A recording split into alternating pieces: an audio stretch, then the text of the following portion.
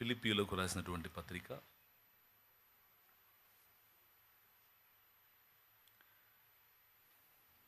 2వ అధ్యాయము. ఫిలిప్పీయులకు రాసినటువంటి పత్రిక 2వ అధ్యాయము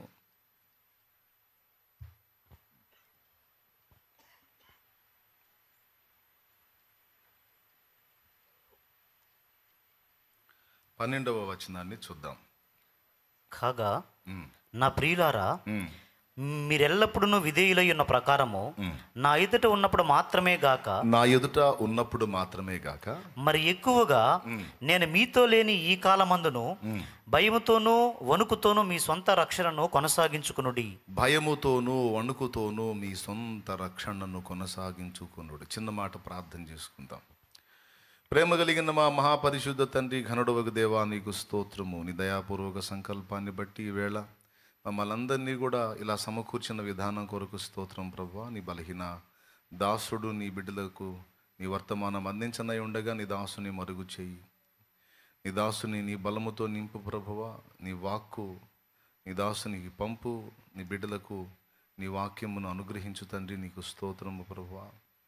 ఉపదేశాన్ని అడ్డగింపు చూసే దుష్టశక్తులు, దురాత్మ సైతాను శక్తులు యేసు నామములో బంధిస్తున్నాం. పూర్తిగా మీరే అధ్యక్ష స్థానం నుండి మాతో మాట్లాడి మాకు ఉపదేశము చేయమని, కర్తవ్యాన్ని బోధించుమని యేసు ప్రశస్త నామమున ప్రార్థించి స్వతంత్రించుకుంటున్నాం తండ్రి. ఆమేన్. మన ప్రార్థనకు జవాబిచ్చిన దేవునికి విశ్వాసంతో స్తోత్రం చెప్దామా?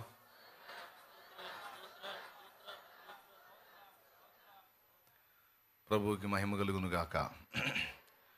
ప్రభునందు ప్రియులారా, మనం చదువుకున్న ఈ వాక్య భాగంలో మరి ఫిలిప్పీలో ఉన్నటువంటి సంఘానికి పౌలు రాసినటువంటి పత్రికలో ఒక మంచి మాట మాట్లాడుతూ ఉన్నాడు.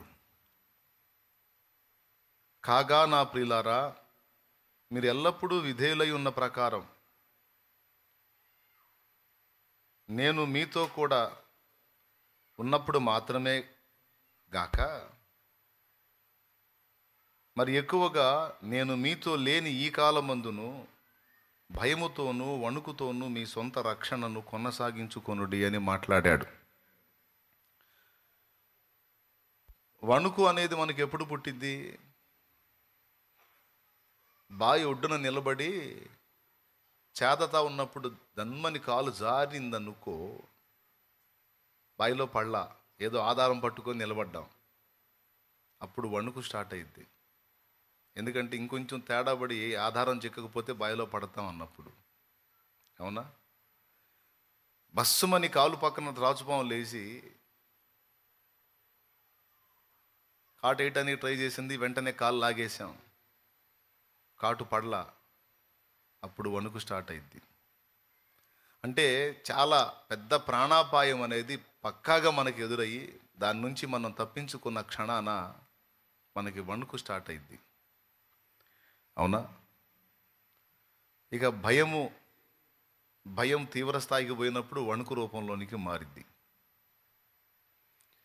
రక్షణను గురించి మీరు ఇలాంటి అనుభూతి కలిగి ఉండాలి, అభిప్రాయం కలిగి ఉండాలని మాట్లాడాడు.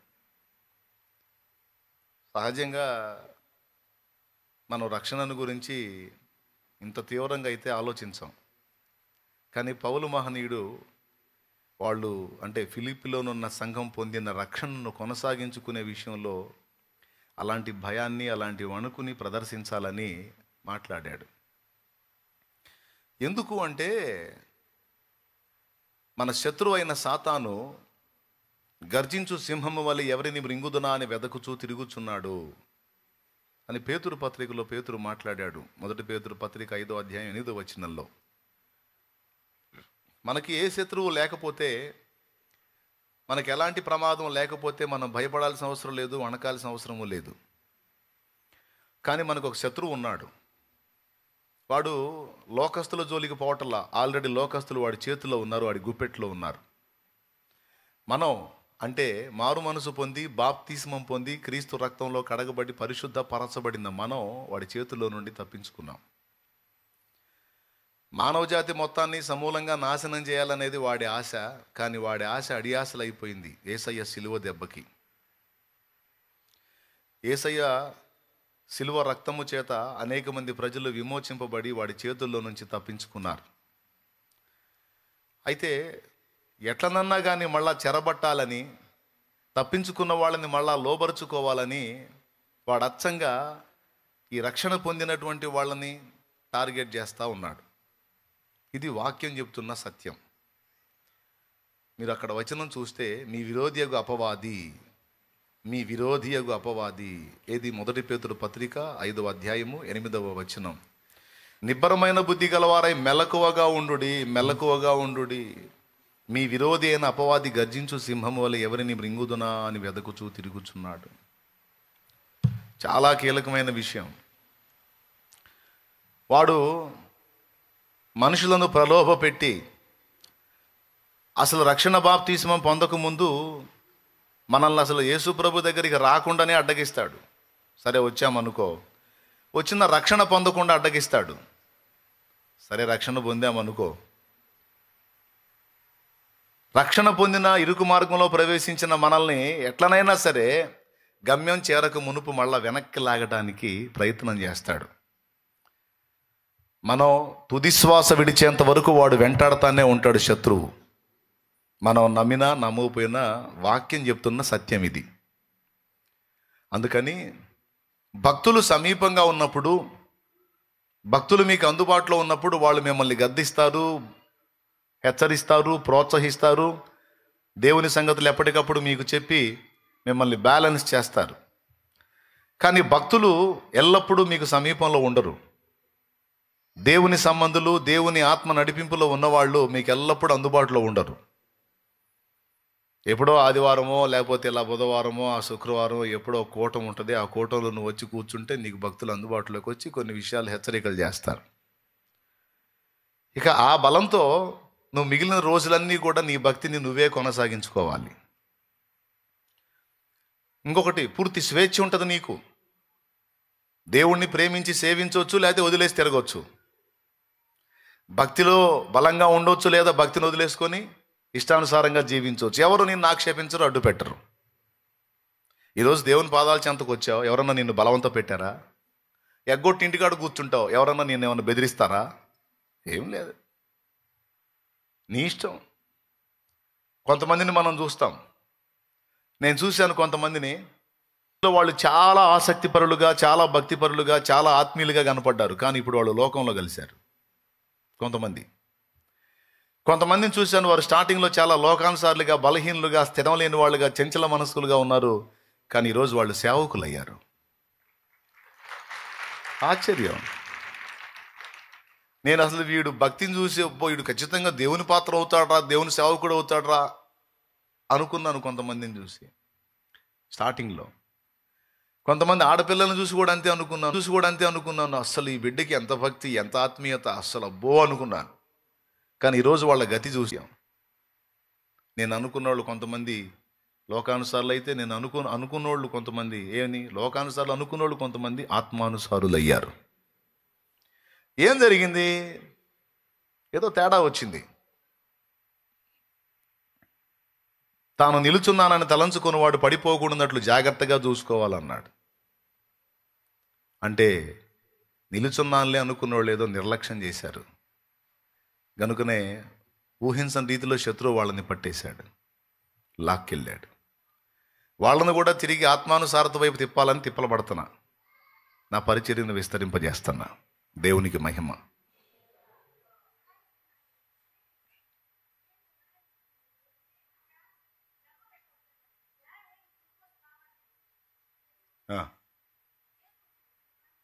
ఏమైంది? కూర్చోనండి మా పల్లె కూర్చోండి ప్రశాంత్, మీరు కూర్చోండి, పక్కన కూర్చోండి కాసేపు. ఏం చేయదులే, కూర్చోండి, నిశ్శబ్దంగా కూర్చో తల్లి. నువ్వు మాట్లాడితే నిన్ను ఎత్తుకొని పోతారు వాళ్ళు. సమస్య లేదు, ఇద్దరు కాదు 10 మంది వస్తారు, ఎత్తుకొని పోతారు. ఇక మౌనంగా కూర్చుంటే కూర్చొని ఇద్దరు, లేకపోతే ఎత్తుకొని పోతారు. సైలెంట్గా కూర్చో. కొంచెం బలహీనతలే. ఎక్కడొచ్చాగా? ఏమో అమ్మ, ఏందండి ఏడొచ్చాగా?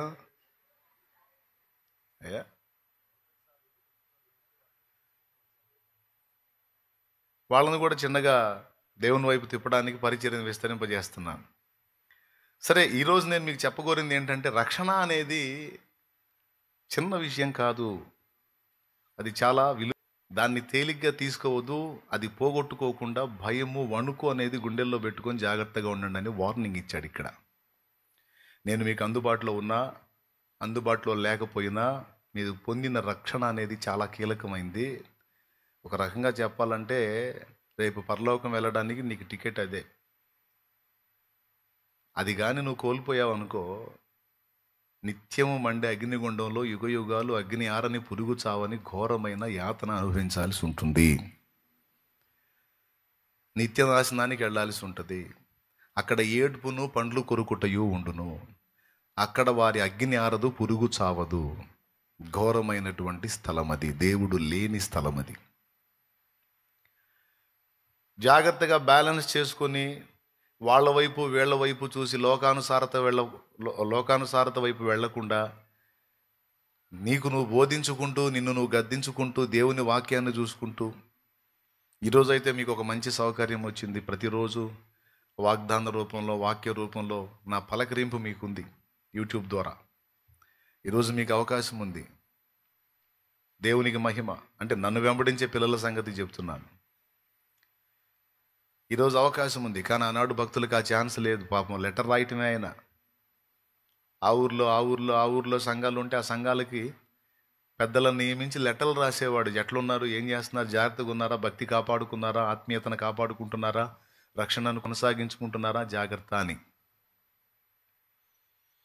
మనం రక్షణ పొందామా, పొందబోతున్నామా, పొందుతూ ఉన్నామా? మీరు చెప్పండి. రక్షణ పొందామా, పొందబోతున్నామా, పొందుతూ ఉన్నామా? మీకేం అర్థమైందో చెప్పండి. 3 జరుగుతున్నాయి. నమ్మి బాప్తిస్మం పొందువాడు రక్షింపబడును, నమ్మని వానికి శిక్ష విధింపబడును అన్నాడు. మనం బాప్తిస్మం పొందాం. ఇక దాన్ని బట్టి ఏమయ్యాం? మనం రక్షింపబడ్డాం. ఓకేనా? రక్షింపబడిన మనం ఆ రక్షణను జాగ్రత్తగా కొనసాగించుకోవాలి. ప్రతిరోజు ఈ రక్షింపబడిన మనల్ని ఎలాగైనా సరే మళ్ళీ లోకంలోకి తిప్పాలి అని అగచాట్లు పెట్టి, శ్రమలు పెట్టి, శోధనలు పెట్టి, రకరకాల వేదనలు పెట్టి, ఎదురు దెబ్బలు కొట్టి, రకరకాల ఆకర్షణలను చూపించి వాడు పడరాని పాటలు పడుతున్నాడు. వాడి దెయ్యాలు మొత్తం కలిసి, ఆ టీం అంతా కలిసి. ప్రతిరోజు దేవుని పాదాలు పట్టుకోవటం వల్ల రక్షణ పొందిన మనల్ని ప్రతిరోజు ఈ శరీరేచ్ఛల నుండి, అపవాది క్రియల నుండి, లోకానుసారమైన క్రియల నుండి మనల్ని దేవుడు రక్షిస్తూనే ఉన్నాడు. అర్థమైందా?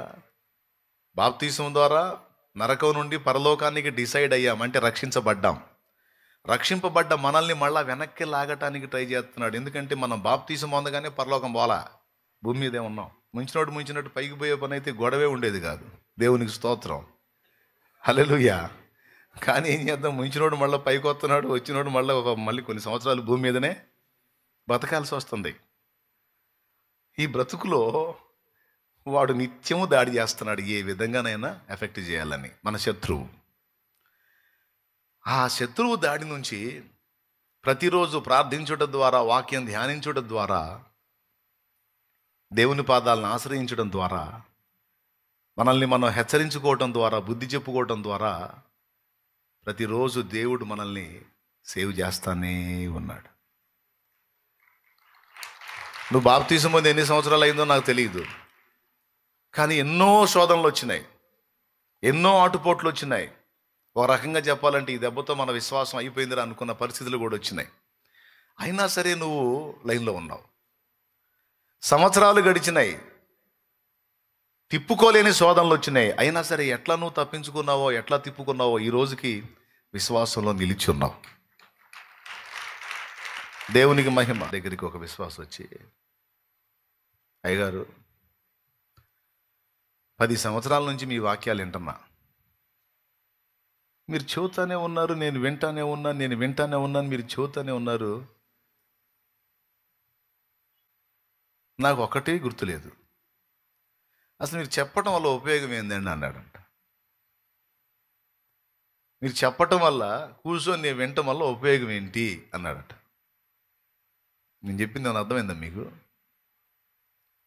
అర్థమైందా? పాస్టర్ గారితో విశ్వాసం ఏమన్నాడంటే, 10 సంవత్సరాలుగా మీరు చెబుతున్నారు, నేను వింటున్నాను, మీరు చెప్పేవి చాలా చెబుతున్నారు, కానీ నాకు ఒక్కటి గుర్తుంటల్లా. మరి గుర్తుండనప్పుడు మీరు చెప్పి ఫలితం ఏముంది, నేను విని ఫలితం ఏముంది అన్నట్ట. పాస్టర్ గారు తక్కువవాడు కాదుగా, తెలివి ఎక్కువై పాస్టర్లు అయ్యేది. దేవునికి స్తోత్రం. తెలివి తక్కువే కాదు, భూలోక స్థాయిని మించి పరలోక స్థాయికి జ్ఞానం పోయినప్పుడు వాడు సేవకుడు అవుతాడు అన్నమాట. అర్థమైందా? అది పాస్టర్ గారు అన్న అంట, అయ్యా 4 రోజుల క్రితం మీ ఇంట్లో కూర అయిందన్నా అంట. గుర్తులేదండి అన్నాడంట. సరే నిన్నగాక మొన్న కూర అయిందన్నాడంట. గుర్తులేదండి అన్నాడంట. సడన్గా చెప్పు నిన్నేం కూర అన్నాడంట. నిన్న అది గుర్తులేదండి అన్నాడు. ఏమయ్యా, నిన్న మొన్న అటు మొన్న తిన్న కూరలే గుర్తులేవు నీకు, తిన్నావు మళ్ళీ గుర్తులేవు. మరి వాక్యాలు కూడా గుర్తులేవు. కానీ నీకు ఒకటి తెలుసా, నువ్వు తిన్న కూరలేవో, ఈ 10 సంవత్సరాలుగా తిన్న కూరలేవో నీకు గుర్తులేవు. కానీ నీకు ఒకటి తెలుసు, కూరలు తిన్నా అన్నం తిన్న నువ్వు ఏమేమి తిన్నావో నీకు గుర్తులేదు, కానీ వాటి యొక్క శక్తి నీలో పనిచేసి ఈ 10 ఏళ్ళు నువ్వు బతికుంటానికి కారణమైంది. అలాగే 10 సంవత్సరాలుగా నేను చెప్పే వాక్యం నీలో ఎంతవరకు గుర్తుందో ఎంతవరకు గుర్తులేదో నాకు తెలియదు, కానీ ఒకటి మాత్రం నేను ఎరుగుదును, ఈ 10 సంవత్సరాలు నీకు ఎదురయ్యే దాడులన్నీ తప్పించుకొని విశ్వాసంలో ఇంకా నిలిచి యేసు దేవుడు నా రక్షకుడు అని అనగలుగుతున్నావంటే నా వాక్యాలు వ్యర్థంగా పోలా, అవి నీలో శక్తివంతంగా పనిచేసి నీ విశ్వాసం నీ భక్తి నిలిచుందరా పిచ్చోడా పో అన్నాడట. దేవునికి స్తోత్రం. అర్థమైందా? అలాగున రక్షణలోనికి వచ్చిన ఇన్ని సంవత్సరాలలో మీరు నిజంగా మీ భక్తి, ఆత్మీయత, విశ్వాసం కాపాడుకున్నారంటే మా శనమా, అది మీ గొప్ప కాదు. మీరు అనుదినం దేవుణ్ణి ఆశ్రయించారు. రక్షింపబడిన మీరు మీ రక్షణను కొనసాగించుకోవడానికి భయంతో, వణుకుతో ఏ రోజుకు ఆ రోజు జాగ్రత్త పడి దేవుణ్ణి ఆశ్రయించారు. ప్రతిరోజు శరీరేచ్ఛల నుండి, లోకేచ్ఛల నుండి, సాతానేచ్ఛల నుండి మిమ్మల్ని దేవుడు కాపాడుతూ ఇన్ని సంవత్సరాలు మీరు విశ్వాసంలో బ్రతికుండేటట్టు, నిలిచుండేటట్టు చేశాడు. అప్పుడు ఆయన రక్షిస్తున్నాడా లేదా? ఏ రోజుకి ఆ రోజు పెద్దగా చెప్పండి. రక్షించకపోతే ఏడుంటావు? రక్షిస్తున్నాడు. అలాగే ఫైనల్గా కంప్లీట్గా రక్షించే రోజు ఒక రోజు ఉంది. ఈ శరీరంలో మనం జీవించున్నంత వరకు సైతాను గడికి అవకాశం ఉంటుంది మనల్ని ఎఫెక్ట్ చేయడానికి. ఒక రోజు రాబోతుంది త్వరలోనే. ఆ రోజు వచ్చినప్పుడు అసలు ఈ శరీరమే మార్చేస్తాడు. పాప నియమం పనిచేసే ఈ శరీరమే మారిపోయి మహిమ శరీరం వస్తుంది. యేసయ్య రెండో రాకడ మన అదృష్టం బాగుండి మనం బతికున్నప్పుడే వచ్చింది అనుకో, ఇక చచ్చే అవసరం లేదు, బాడీ మారిపోయింది.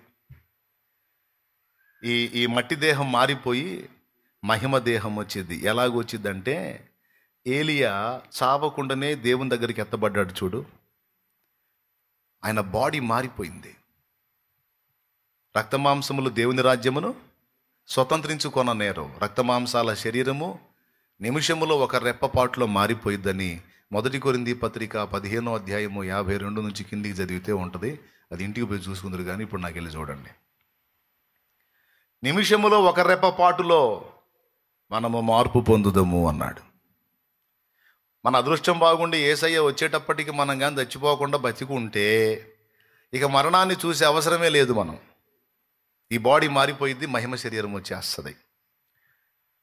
ఒకవేళ యేసయ్య వచ్చేటప్పటికి మనకి టైం అయిపోయి మనం పోయామనుకో, యాడికి? పైకి. ఎంత పోయినా ఇంకెక్కువ టైం లేదు బ్రదరు. మా ఫస్ట్ నుంచి మొత్తుకుంటాం వచ్చి ఒక 40 ఏళ్ల లోపని. మనం పోయినా 40 ఏళ్ల లోపు మళ్ళా లేవుస్తాం. ఎందుకంటే రాకడ వచ్చింది కదా. రాకడ వచ్చినప్పుడు, యేసయ్య రెండవ రాకడలో వచ్చినప్పుడు ఫస్ట్ ఎవరు లేస్తారో తెలుసా? క్రీస్తునందుండి మృతులైన వారు మొదట లెగుతురు. సమాధులు తెరవబడతాయి. ఆ సమాధుల్లో పాతిపెట్టబడిన శరీరాలు, మట్టిగా కలిసిపోయిన శరీరాలు తిరిగి పునరుత్థానము చెందుతాయి. ఆ పునరుద్ధానం చెందేటప్పుడు ఏ బాడీ వచ్చిందో తెలుసా? గ్లోరియస్ బాడీ వచ్చింది, మహిమ శరీరం వచ్చింది. ఈ మట్టి శరీరంలో ఉన్నంత వరకు సైతానుగాడికి అవకాశం ఉంది మనల్ని ఆడుకోవడానికి, మనల్ని శోధించడానికి, మనల్ని వాడుకోవడానికి, మనల్ని ఇబ్బంది పెట్టడానికి, మనల్ని ఆకర్షించడానికి. ఈ బాడీ మారిపోవటమో లేకపోతే మరణం ద్వారా పాతిపెట్టబడటమో అయిన తర్వాత మహిమ శరీరం వచ్చింది. ఇక ఆ శరీరం వచ్చినప్పుడు ఇక కంప్లీట్గా మనం రక్షించబడ్డట్టే. ఎందుకంటే ఇక మనల్ని శోధించడానికి ఇక శోధకుడికి ఛాన్సే ఉండదు. ఎందుకంటే వాడికి లొంగిపోయే పాపం ఇక ఆ మహిమ శరీరంలో ఉండదు. ఈ శరీరంలో అంటే వాడికి లొంగిపోయే ఆదాము సంబంధిత రక్తం, దానిలో పాపం అలాగ ఉన్నందున అప్పుడప్పుడు వాడికి కొంచెం చోటు దొరుకుతుంది. అప్పుడప్పుడు చోటు దొరుకుతుందా? దొరుకుతుంది. ఎంతమంది ఒప్పుకుంటారు? కాకపోతే అప్పుడప్పుడు కొంచెం తేడాలు జరుగుతున్నాయా? పెద్ద పెద్దవి చేయిపోయిన కథ చిన్నవి ఏంటి మనసు రావట్లేదు చెప్పడానికి. పాపాలు పెద్ద పెద్దవి చేయిపోయిన కోపతాపాన నోరు జారటమో, ఏదో ఒకటి చిన్నయో పెద్దయో చేయి జారటమో ఏదో జరుగుతూ ఉన్నాయి. ఎందుకు? ఆదాము సంబంధిత చేత దానిలో ఉన్న పాప ప్రభావాన్ని బట్టి ఆ తత్వం పనిచేస్తుంది. పనిచేసినప్పుడు దవకన్న నోరు జారు ఒక మాట అంటే తర్వాత బాధ కలుగుతుంది. నేను దేవుని బిడ్డనై ఉండి దేవస్వభావాన్ని కలిగి ఉండాల్సిన నేను ఇంత చండాలంగా మాట్లాడుతున్నానేంటి, అయ్యో అని ఒక ఆవేదన అనేది కలుగుతుంది. మనలో అలా ఆవేదన కలిగే భాగమే దైవ స్వభావము. దేవుని వాక్యమును, అక్షయ బీజము మనలో ప్రవేశించింది. దాని ప్రభావమే మనలో ఆ ఫీల్ అయ్యేటువంటి పార్ట్. ఏ ఫీలింగ్ లేదనుకో, పాపం చేసి కూడా ఏ ఫీలింగ్ లేదనుకో, అసలు దేవ స్వభావం అనేది మనలోకి రాలా. ఏదన్నా మనలో ఫీలింగ్ కలుగుతుందనుకో తప్పు జరిగినప్పుడు, దేవ స్వభావము మనలో పనిచేస్తున్నట్టు. బాప్తిస్మం పొందక మునుపు మనలో ఉన్నదంతా పాప స్వభావమే. బాప్తిస్మం పొందినాక మన బాడీ రెండుగా విడిపోయింది. ఒకటి దేవ స్వభావం, రెండు పాప స్వభావం. ఆ దేవ స్వభావాన్ని మనలో డెవలప్ చేయాలనేమో యేసయ్య, ఆ పాప స్వభావాన్ని మళ్ళా పెంచి పెద్ద చేసి ఆ కొద్ది గొప్ప ఏర్పడినటువంటి ఆ దేవుని బీజం కూడా పూర్తిగా తొలగించాలనేమో ఈ లూసిఫర్ గాడు. అర్థమైందా? ఇప్పుడు ఇటుపక్కేమో వీడేమో పాప స్వభావాన్ని డెవలప్ చేయాలని మనలో, అటుపక్క యేసయ్యేమో దైవ స్వభావాన్ని డెవలప్ చేయాలని. విచిత్రం ఏంటంటే ఇప్పుడు రెండు స్వభావాలు ఉన్నాయి మనలో, బాప్తిసం పొందిన వాళ్ళందరిలో. అర్థమైందా? పొందనోళ్లలో ఒక స్వభావమే పాప స్వభావం, దుష్ట స్వభావం. పొందినోళ్లలో ఇప్పుడు ఏ స్వభావం వచ్చింది? దైవ స్వభావం వచ్చింది. ఇక ఈ పోరాటం అనేది ఇక మనం బతికున్నంత వరకు ఈ పోరాటం నడుస్తూనే ఉంటుంది. ఏ పోరాటం? తప్పు చెయ్యొద్దు చెయ్యొద్దు చెయ్యొద్దు అనే ప్రేరణ, తప్పు చెయ్యి చెయ్యి చెయ్యి చెయ్యి చెయ్యి అనే ప్రేరణ రెండు మనకి వినపడుతుంటాయి. ఒక చెవికి అది వినపడుతుంటుంది, ఒక చెవికి ఇది వినపడుతుంటుంది. అందుకే రక్షణ పొందిన మనిషి తనకు తెలియకుండానే ఒక యుద్ధరంగంలో ప్రవేశిస్తాడనమాట. దేవునికి స్తోత్రం. అంతకుముందు దేవుని స్వభావం ప్రవేశించాల, అచ్చంగా దుష్ట స్వభావమే. కాబట్టి ఇంతంత చేసి కూడా ఇంత ఫీలింగ్ లేకుండా తిరిగేసాం. పెద్ద పెద్ద చేసి కూడా ఇంత ఫీలింగ్ లేకుండా తిరిగేసాం. ఎప్పుడైతే యేసయ్య వాక్యం వినబడిందో, మారు మనసు కావాలనిపించిందో, బాప్తీసం కావాలనిపించిందో, రక్షణ పొందాలనుకుని పొందామో, ఇక మనలోకి ఏం ప్రవేశించింది? అప్పటిదాకా ఉన్న దుష్ట ప్రభావం, దుష్ట స్వభావంలోకి ఇప్పుడు దైవ స్వభావం ఎంటర్ అయింది. ఇప్పుడు ఫైటింగ్ స్టార్ట్ అయింది. బాప్తిస్మం పొందినటువంటి వాళ్ళు, యేసు ప్రభుని కలుసుకున్న వాళ్ళు తమకు తెలియకుండానే పోరాటంలోకి ఎంటర్ అవుతారు. ఏమి లేదండి, రెండే, శరీరము ఆత్మకి, ఆత్మ శరీరానికి విరోధంగా ఫైట్ చేస్తూ ఉంటాయి. కొన్నిసార్లు శరీరం గెలిచిద్ది. ఇప్పుడు నిష్కారణంగా నిన్ను తిడుతున్నాడు నీ భర్త. ఆత్మ అంటది, సహించితివా అతన్ని కూడా రక్షించుకుందు, సహించు అంటది ఆత్మ. శరీరం అంటది, మెత్తటోళ్ళని చూస్తే మొత్త బుద్ధి అయిద్దని ఈ దుర్మార్గుడు ఇష్టం వచ్చినట్టు పేలుతున్నాడు, ఇక లాభం లేదని చెప్పి ఇక విజృంభించని శరీరం అంటది. కొన్నిసార్లు శరీరమే గెలిచిద్ది. కొడుతున్నాడు అనుకో, ఒక దెబ్బ 2 దెబ్బలు, ఎందుకు కొడుతున్నావురా ఆగు చెప్పు అనిగాడు. వెంటనే ఆత్మ అంటది, నువ్వు అరే అనొచ్చా, వాడు దమ్మొచ్చా, మరి నన్ను పట్టుకొని అనొచ్చా. కొంతమందికి ఏమో ఆత్మ గెలిచిద్ది, దెబ్బ తిని కూడా సహించగలుగుతారు. కొంతమంది సహనాన్ని కోల్పోయి శరీరానుసారులుగా రివర్స్ అయిపోతారు. రివర్స్ అయినప్పుడు అవతలివాడు మారడానికి అవకాశాలు లేవు. సహించినప్పుడు అవతలివాడు మార్పు చెందేదానికి అవకాశం ఉంది. కానీ ఏం చేద్దాం, మరి ఈ 2 లక్షణాలు మన శరీరంలోనే ఉన్నాయి. ఒకటి ఆత్మానుసారమైన లక్షణం దైవ స్వభావం, ఒకటి శరీరానుసారమైన లక్షణం దుష్ట స్వభావం, ఈ శరీర స్వభావం. ఇప్పుడు నేను చెప్పొచ్చేది ఏంటంటే, ఇన్ని పోరాటాలు నడుస్తా ఉన్నా కూడా దేవుని కృపను బట్టి నీ విశ్వాసం ఇంకా బతికుంది చూడు, అక్కడ దేవుని సాయం నీకు లభించింది. ఇంకొంతకాలం, ఈ లోకయాత్ర ముగించేంతకాలం ఈ పోరాటం నడుస్తుంది. అప్పటిదాకా కూడా నేను ఆగలేనన్నయ్య, కంప్లీట్గా ఈ దరిద్రాన్ని జయించాలని నాకు ఉందన్నయ్య అని నువ్వు అనే పని అయితే నీకు ఒక సలహా చెప్తా, చేసుకో. సచ్చిందాకా కాదు, అసలు దీన్ని మొత్తాన్ని చంపేయాలా, ఈ శరీర స్వభావం అనే దాన్ని నేను పూర్తిగా గెలవాలని అనుకుంటున్నాను. అప్పుడప్పుడు జరిగే ఆ చిన్నవి కూడా జరగకూడదు, పరిపూర్ణుడిగానే ఉండాలనుకుంటున్నాను, ఈ ఆరాటం నాకు చాలా ఉంది అని నువ్వు అంటావా, నీకు బెస్ట్ సలహా చెప్తా. దాన్ని అనుసరించు, నువ్వు గెలుస్తావు. ఏం లేదు, ఇప్పుడు ఎవరు బలంగా ఉంటే వాడు గెలుస్తాడు. ఇప్పుడు శరీరాన్ని ఆత్మని మీరు గమనించండి. గలతీ పత్రిక 5వ అధ్యాయం 17వ వచనం ఏం చెబుతుంది? శరీరం ఆత్మకును, ఆత్మ శరీరమునకును విరోధముగా ఆపేక్షించును, అవి ఒకదానికొకటి వ్యతిరేకంగా ఉన్నాయి అని రాస్తుంది. ఇప్పుడు ఆత్మ గెలిచిందనుకో, మనం ఆత్మానుసారులంగా ఉంటాము, దైవ స్వభావం వ్యక్తం చేస్తూ ఉంటాం. ఆత్మ గెలిస్తే. శరీరం గెలిచిందనుకో, ఇక శరీరానుసారులంగా ఉంటాము, తేడా పనులు చేస్తూ ఉంటాం. అర్థమవుతుందని నేను చెప్పేది? ఎంతమందికి అర్థమవుతుంది? నిజంగా అర్థమైతేనే చేతులు ఎత్తండి. రైట్. లైవ్లో ఉన్న వాళ్ళు కూడా వందనాలమ్మా, జూమ్లో కనపడుతున్న వాళ్ళు అందరికి వందనాలు. మీకు చెప్పానా వందనాలు? చెప్పలేదు అనుకుంటా. వందనాలు. సరే, అటు జరిగింది. ఎట జరిగింది? ఒకదానికోటి విరోధంగా ఉన్నాయి. ఏది బలంగా మనలో ఉంటుందో అది గెలుస్తూ ఉంటుంది. ఇప్పుడు ఉదాహరణకి శరీరానికి మనం 3 పూట్ల ఆహారం పెట్టమా? బలహీనమైన ఆహారం పెడతామా, పౌష్టికాహారం పెడతామా? సమృద్ధిగా పౌష్టికాహారం పెడతాం. ఏది 3 పూట్ల తిన్నది కాక మధ్యలో అదనపు లోడు కూడా వేస్తాం.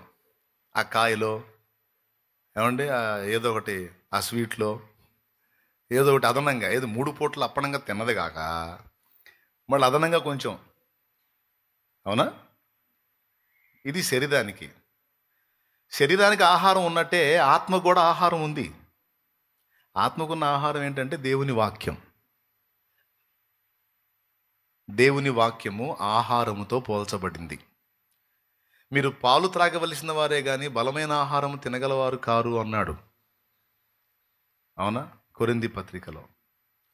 పాలేంది, బలమైన ఆహారం ఏంటి అంటే దేవుని వాక్యాన్ని గురించి మాట్లాడుతూ పాలతోనూ ఆహారంతోనూ పోల్చాడు. బాగా వినండి, మీకు ఉపయోగపడే మాట చెప్తాను.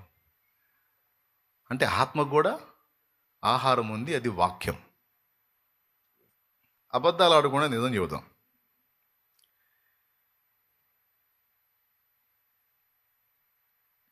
ఆదివారం ఒకరోజు చర్చికి వచ్చి వాక్యం వింటాం. మహా అయితే శుక్రవారమో బుధవారం ఏదో మీ అయ్యగారు పెట్టే కూటంలో అవకాశం ఉంటే ఒక పూట కలుస్తాం, లేకపోతే ఆదివారం టు ఆదివారం. అంతేనా? రైట్. ఇది ఎలాంటిదంటే, 2 పైలవాళ్ళను తీసుకొచ్చి ఒంగోలు నుంచి ఒకడిని, గుంటూరు నుంచి ఒకడిని తీసుకొచ్చి చిలకలూరుపేట గ్రౌండ్లో కుస్తీ పోటీలకు రెడీ చేస్తున్నారు. ఫలానా తారీఖున కుస్తీ పోటీలు రెడీ అవుతాయి. ఆ రోజు వీళ్ళిద్దరు ఫైట్ చేస్తారన్నమాట. ఒకడేమో గుంటూరు పైల్వాన్, ఒకడేమో ఒంగోలు పైల్వాన్ అనుకోండి. గుంటూరు పైల్వాన్కి వారానికి 2 ఇడ్లీ, గుంటూరు పైల్వాన్కి వారానికి 2 ఇడ్లీ. ఒంగోలు పైల్వాన్కేమో రోజుకు 3 పూట్ల చికెను, మటను, అచ్చంగా వాడికి మధ్యలో గ్యాప్ కూడా లేకుండా రోజుకు 5 సార్లు మేపుతున్నాం. గుంటూరు పైల్వాన్కి ఏమిటి? వారానికి 2 ఇడ్లీ. మధ్యలో ఎప్పుడన్నా మనసు బాగుంటే ఒక ఇడ్లీలో సగం వాడి నోట్లో వేస్తున్నాం సావకుండా. ఇప్పుడు ఆ డేట్ వచ్చేటప్పటికి, ఏది కుస్తీ పోటీల డేట్ వచ్చేటప్పటికి ఇద్దరిని తీసుకొస్తే ఎవడు గెలుస్తాడు, ఎవడు ఓడిపోతాడు మీరు ఈజీగా చెబుతారు. ఎవరు గెలుస్తారు? వారానికి 2 ఇడ్లీ తినేవాడు గెలుస్తాడా, లేకపోతే రోజుకి 5 సార్లు తినేవాడు గెలుస్తాడా? అంటే ఏ పైల్వాను పేరు చెప్పండి. ఒంగోలు పైల్వానే గెలుస్తాడు. గుంటూరోడు అసలు పోటీకి కూడా రాడు. వారానికి 2 ఇడ్లీ తింటే వాడి దగ్గర ఏముంటుందండి? వాడికి 4 పట్టుకొని తీసుకొని రావాలి. పాయింటే కదా. చాలామంది విశ్వాసుల బతుకు అట్టుంది. వాళ్ళ ఆత్మకి వాళ్ళు పెట్టే ఫుడ్ ఎలాంటిదంటే వారానికి 2 ఇడ్లీ లాంటిది. ప్రతిరోజు వాక్యం చదవమని దేవుడు తన దాసుల ద్వారా చెబుతాడు, ప్రతిరోజు వాక్యం చదవండి అని. కానీ చదవరే.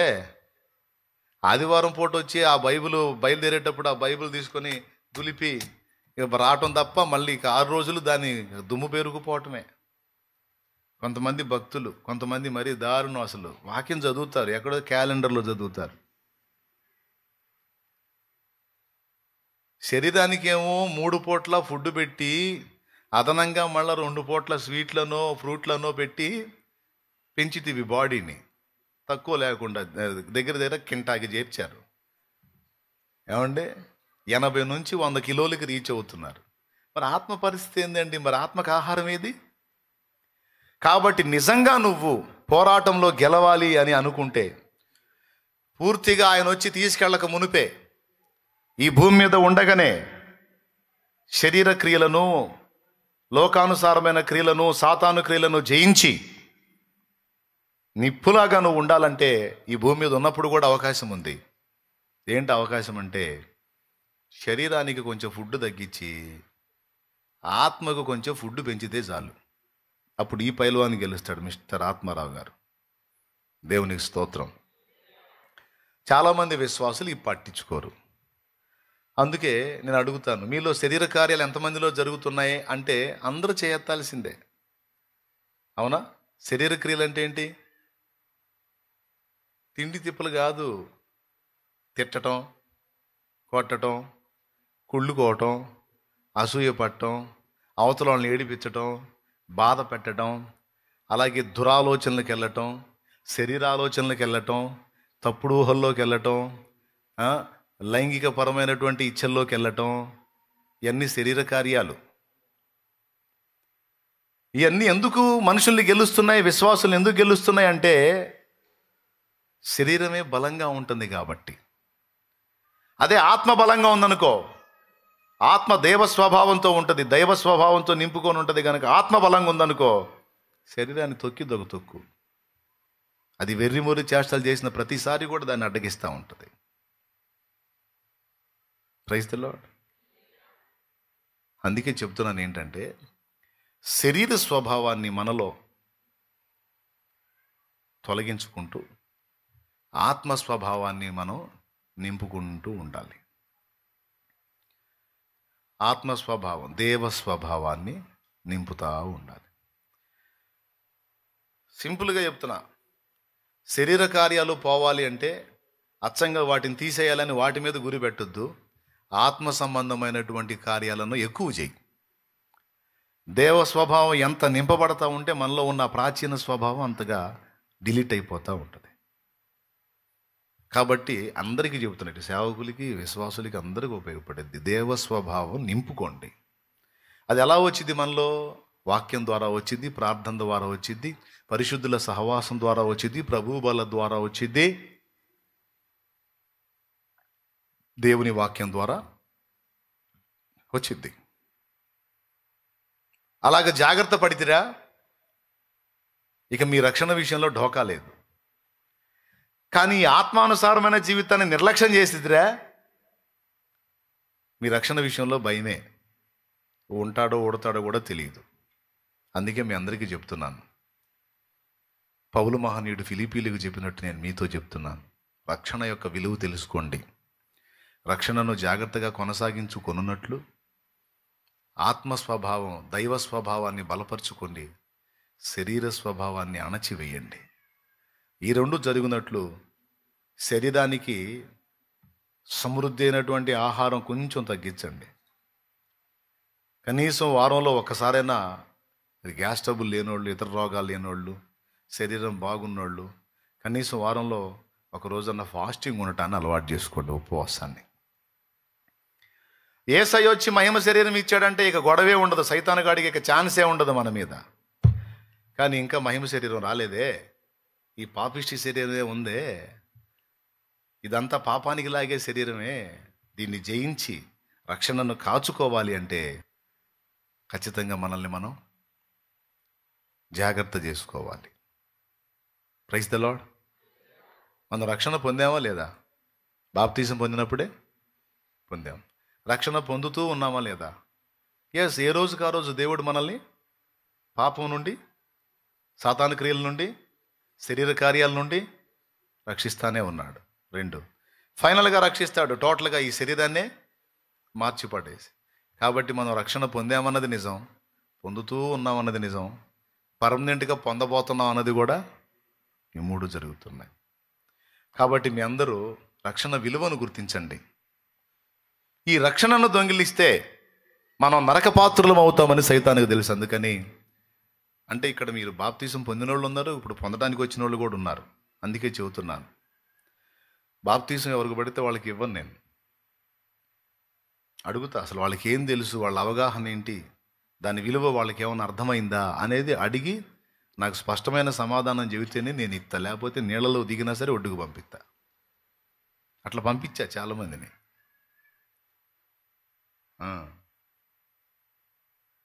నాకు కరెక్ట్ ఆన్సర్ చేయాలి. అసలు బాప్తీసం ఎందుకు తీసుకుంటున్నావు, తీసుకుంటే నీకు వచ్చే ప్రయోజనం ఏంటని అడుగుతా. వాళ్ళు చెప్పగలిగి ఉండాలి, అయ్యా నిత్య జీవాన్ని పొందడానికి, చేసిన జన్మ కర్మ పాపాలన్నీ కడిగేసుకొని పరలోకరాజ్య పౌరత్వం సంపాదించుకోవడానికి నేను బాప్తీస్మానికి వచ్చానయ్యా అని చెప్పగలగాలి. మరే అబ్బాయికి ఉద్యోగం వస్తే తీసుకుంటాను అనుకున్నాను, స్వామి దయ వల్ల వచ్చింది అందుకని తీసుకుంటానంటే ఎక్కువ ఒడ్డుకంట. నీకు అర్థం కాలేదు, ఒడ్డుకి ఎక్కంట. దేవునికి స్తోత్రం, హల్లెలూయా. అర్థమైందా? కాలేదా? అయిందిలే. బాప్తీసం విలువ తెలుసుకోవాలి కదా. నీకు రక్షణ ఇవ్వడానికి, నీకు పరలోక రాజ్యం ఇవ్వడానికి, నరకం నుంచి నిన్ను కాపాడటానికి యేసు ప్రభు నీ కోసం ఏం చేశాడు అంటే, కొంతమంది అంటారు ఏం చేసేది బ్రహ్మాండంగా చేస్తే చాలా చేశాడులే ఈ అంటారు. ఏంటిది బ్రహ్మాండంగా చేసింది, చాలా చేసింది ఏంది ఏంది స్వామి నాయన? మరి సామాన్యమైన మా అమ్మాయికి అసలు ఎన్ని సంవత్సరాలైనా పెళ్లి కాకపోతుంటే అసలు ప్రభు దగ్గరికి వచ్చి ప్రార్థన చేసుకుంటే బ్రహ్మాండంగా మంచి సంబంధం వచ్చి పిల్లలకు పెళ్లి కూడా అయిపోయి అత్తగారింటికి కూడా పోయింది. ఇంకేం చేయాలి నాయన అని కొంతమంది అప్పులు మొత్తం తీరిపోయినాయ్యా, దేవుడు కృప. అందుకే అప్పుడే అనుకున్నాను తీసేసుకోవాలని. అప్పుల కోసమో, అమ్మాయి పెళ్లి కోసమో, అబ్బాయి ఉద్యోగం కోసమో కాదు. ఏమంటే ఎందుకు తీసుకోవాలి? ఆత్మరక్షణ కోసం. నీ ఆత్మను రక్షించడానికి యేసు ప్రభు నీ కోసం ఏం చేశాడు? చాలా చేశాడు. ఏం చేశాడు? అమ్మాయి పెళ్లి చేశాడు, అబ్బాయి పెళ్లి చేశాడు, ఉద్యోగం ఇచ్చాడు, వ్యాపారం బాగా డెవలప్ అయింది, అప్పులు తీర్చాడు. ఇవన్నీ కాదు, నా పాపముల నుండి నన్ను విడిపించి నన్ను పరలోక రాజ్యం చేర్చడానికి యేసు ప్రభు తన ప్రాణమును నా కోసం పణంగా పెట్టాడు. కల్వరి శిలువలో నా కోసం రక్తం కార్చి ప్రాణం పెట్టి చనిపోయి తిరిగి లేచాడని చెప్పాలి. ఆ మాట వినపడితేనే ఇస్తా, లేకపోతే ఎక్కువ ఒడ్డుగంట. ఎందుకు తీసుకున్నా బాప్తీసం అని అడిగితే ఏం చెప్పాలి?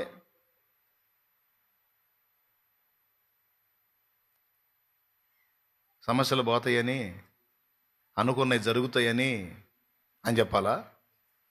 ఆత్మరక్షణ నిమిత్తం, పాప క్షమాపణ నిమిత్తం పాపాలన్నీ కడిగేసుకోవాలని తీసుకుంటున్నానయ్యా, ప్రభు దగ్గరికి చేరాలని. సింపుల్గా చెప్పొచ్చు. ఏం చేశాడు యేసయ్య నీ కోసం? ఇంతసేపు ప్రసంగం చేసి మొన్న ఆ మధ్య నీళ్ళలో తీసుకెళ్ళి ఒక ఆమెను అడిగాను, ఏం చేశాడు నీ కోసం యేసయ్య? ప్రాణం తీశాడు అంది. ఏంది అన్నాను. ప్రాణం తీశాడయ్యా. ఎవరు ప్రాణం తీశాడు అన్న. అదేదో చెప్పినట్టు ఉండవుగా నువ్వు అంది. పిచ్చిదానా, ప్రాణం తీయటం కాదు, ప్రాణం పెట్టాడు నీకోసం, నా కోసం ప్రాణం పెట్టాడు. అదేలే, ప్రాణం పెట్టాడులే పాపం, నాయన మహారాజు పెట్టాడులే అయ్యా, చచ్చిపోవాలా మరి, సిలువను బడలా మనకో. మరి ఆ మొక్క చెప్పవే. కొంతమందికి భయం, ఆ నీళ్ళలో దిగంగానే నన్ను చూడగానే రోబోట్లా మారిపోతారు. ఇప్పుడు ఈడేం అడుగుతాడని, ఇప్పుడు ఈడేం అడుగుతాడో, ఏం చెప్పాలో, ఇస్తాడో ఈడో అని బిగసుకుపోతాడు. అట్లేం భయపడదు అసలు, నేనేం అనను.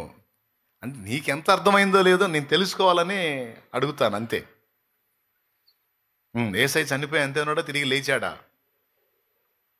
ఇంకేళ్ళు లేచాడు, ఇంకంతే అయిపోలా అక్కడే అంటావా? మూడవ నాడు తిరిగి యేసయ్య ఆరోహణమే వెళ్ళాడు, మళ్ళీ రెండో రాకడలో వస్తాడా? చెప్పు గట్టిగా, డౌట్ లేదా? బాప్తీసం ఎట్ట తీసుకోవాలి? మారు మనసు పొంది తీసుకోవాలా, ఎట్ట పడితే అట్ట తీసుకోవాలా? మారు మనసు పొంది పాత జీవితాన్ని వదిలేసి ఆ దరిద్రగొట్టు బతుకుని విసర్జించి, ఇక నేను ఆ చెత్త జీవితంలోకి వెళ్ళదలుచుకోలేదు, క్రీస్తు యేసునందు నూతన సృష్టిగా కొత్త జీవితం ప్రారంభించాలనుకుంటున్నా అయ్యా, వదిలేశా ఆ దరిద్రం అంతా, వదిలేశా, ఇక యేసయ్యే, ఆయన కొరకే, ఆయన బిడ్డగా, ఆయన సాక్షిగా బతుకుతా అనాలా? ఈ 4 మాటలు నీకు అర్థం కావాలి. యేసయ్య అసలు ఎందుకు ప్రాణం పెట్టాడో నీకు తెలియాలి. బాప్తీసం అసలు నువ్వు ఎందుకు తీసుకున్నావో నీకు తెలియాలి. వాటి విలువేంటో నీకు అర్థం కావాలి. ఈ విలువలు నీకు తెలియకుండా నువ్వు తీసుకున్నట్టయితే అది ఎలాంటిదంటే, చిన్న బిడ్డకి వజ్రాల ఉంగరాన్ని ఇచ్చినట్టు. చిన్న బిడ్డకి వజ్రాల ఉంగరాన్ని తొడిగామనుకోండి, ఆ ఉంగరంలో పొదిగినటువంటి వజ్రం ఖరీదు ₹1,00,00,000 అనుకోండి. అంత స్పెషల్ డైమండ్ అది. అలాంటి ఆ రింగ్ అది, ఆ వజ్రం పొదిగినటువంటి ఉంగరం వాడికి పెట్టాం బిడ్డకి. వాడికి తెలుసా దాని విలువ? మీకు తెలుసా? చిన్న బిస్కెట్ ప్యాకెట్ ఇస్తే వాడు ఇస్తాడు ఆ ఉంగరం.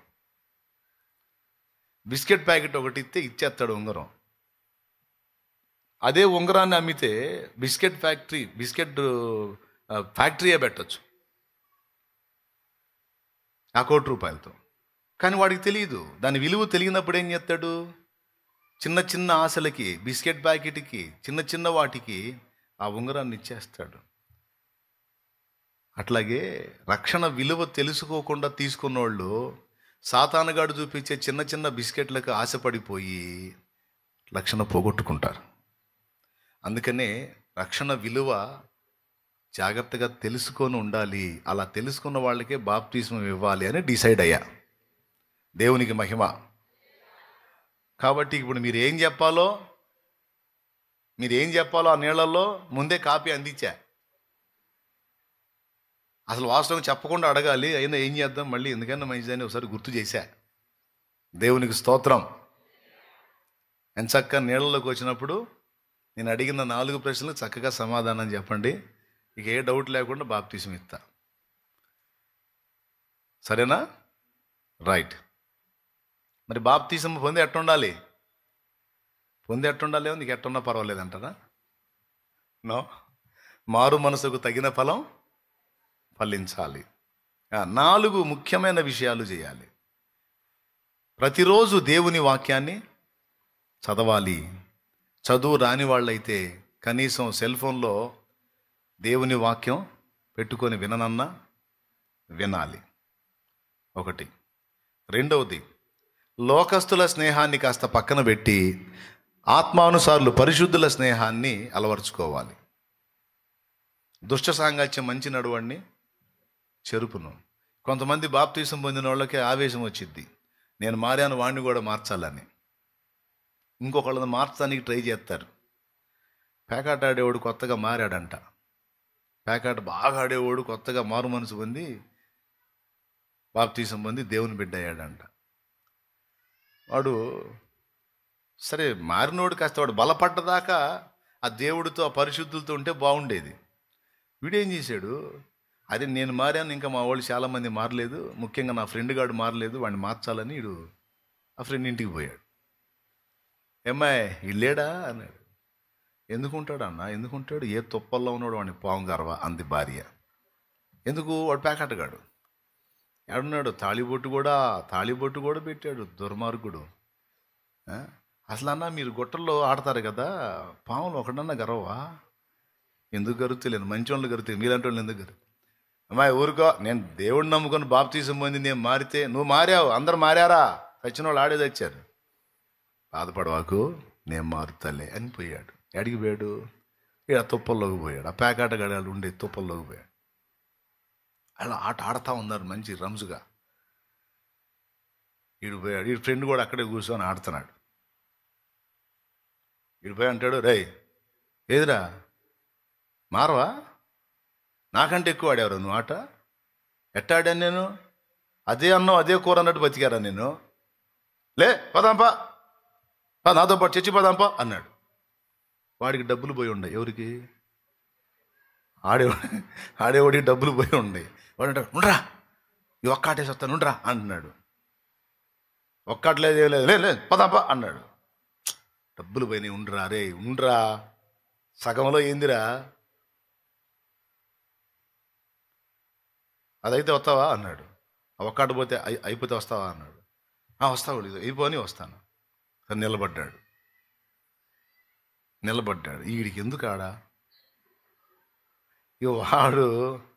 వాడికి ప్యాక్ వేశారు, వాడు ప్యాక్ సెట్ చేసుకుంటున్నాడు. సెట్ చేసుకుంటే ఈ నిలబడి అంటాడు, రే ఏం చేస్తున్నా, ఆ మొక్కలు సెట్ చేయంటున్నాడు. పైనుండి సలహా చెబుతున్నాడు.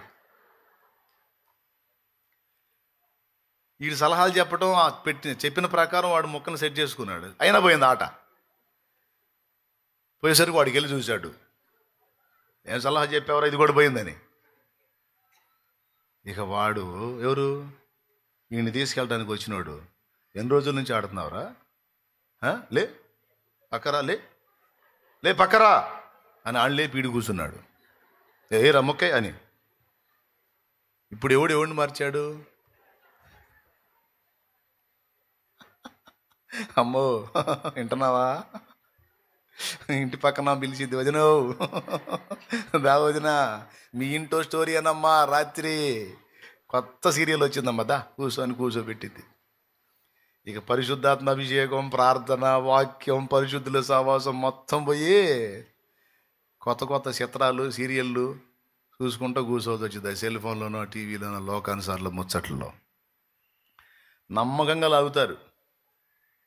కాబట్టి కొత్తగా రక్షణ పొందిన వాళ్ళు ముందు బలపడాలి. 4 మంచు మొక్కల మధ్యలో ఒక నిప్పు కణికను తీసుకెళ్ళి పెడితే ఈ నిప్పు వాటిని మండించిద్దా మంచు మొక్కల్ని? అది మండించడం సంగతి ఏమో కానీ ఆ మంచు చల్లదనం దెబ్బకి ఇది బొగ్గై కూర్చుంటుంది. ఏమైద్ది, ఇది బొగ్గయిద్ది. అర్థమైందా? అదే ఇది ఒక నిప్పు కణికలా గాక ఒక అగ్ని కెరటమైందనుకో, ఆ మంచు మొక్కల్ని కరగదీసిద్ది.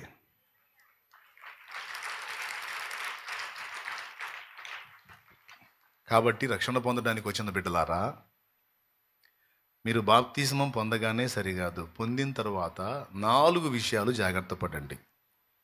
మొట్టమొదటిది, ప్రతిరోజు దేవుని వాక్యాన్ని ఖచ్చితంగా వినండి, బాధ్యతగా వినండి, మీకోసమే. షాలేం రాజన్న ఈరోజు నీ కళ్ళ ముందు కనపడతాడు, కాసేపట్లో బాప్తిసం ఇస్తాడు, తర్వాత ఆయన దారి అయింది, మీ దారి మీది. కానీ ఎనీ టైం నిన్ను నడిపించేది దేవుని వాక్యం, పరిశుద్ధాత్మ. ఎనీ టైం నిన్ను నడిపించేది దేవుని వాక్కు. ఆ వాక్యాన్ని ప్రతిరోజు నువ్వు వినాలి, నిర్లక్ష్యం చేయకూడదు. ఈ భూమి మీద నువ్వు ఉన్నంత వరకు ఆ వాక్యాన్ని లోపలికి నువ్వు స్వీకరిస్తూ ఉండాలి.